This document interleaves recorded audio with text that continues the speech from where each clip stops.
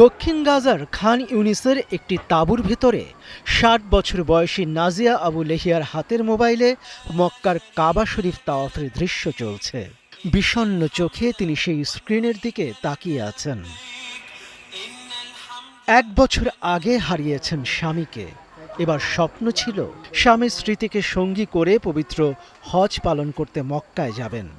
যুদ্ধ শুরুর আগে লটারিতে নামও এসেছিল এই দম্পতির, কিন্তু অবরুদ্ধ গাজা উপত্যকার সীমান্ত আর ভাগ্যের নির্মম পরিহাসে আজ তিনি এক শরণার্থী তাঁবুর বাসিন্দা।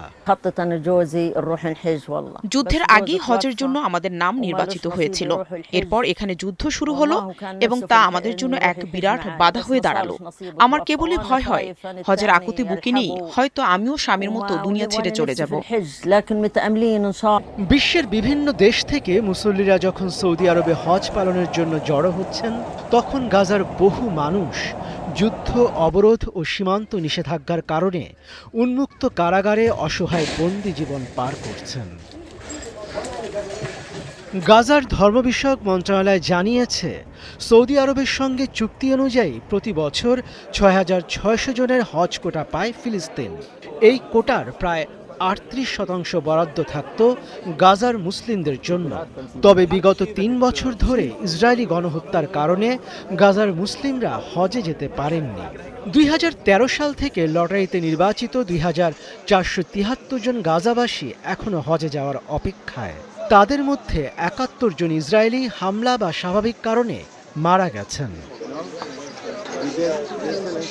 যুদ্ধের আগে গাজার হজযাত্রীরা সাধারণত রাফা ক্রসিং হয়ে মিশরে যেতেন, এরপর সেখান থেকে কায়রো হয়ে সৌদি আরবে।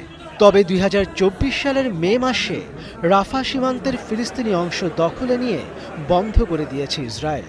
ফলে বাইরের বিশ্বের সঙ্গে গাজাবাসীর সরাসরি যোগাযোগ কার্যত বন্ধ।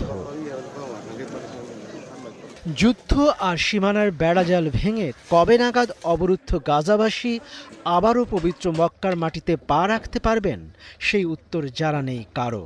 তবে নাজিয়াদের মতো হাজারো ফিলিস্তিনের আকুল প্রার্থনা, সব বাধা পেরিয়ে একদিন তারা ঠিকই পূরণ করতে পারবেন আজীবনের লালিত স্বপ্ন।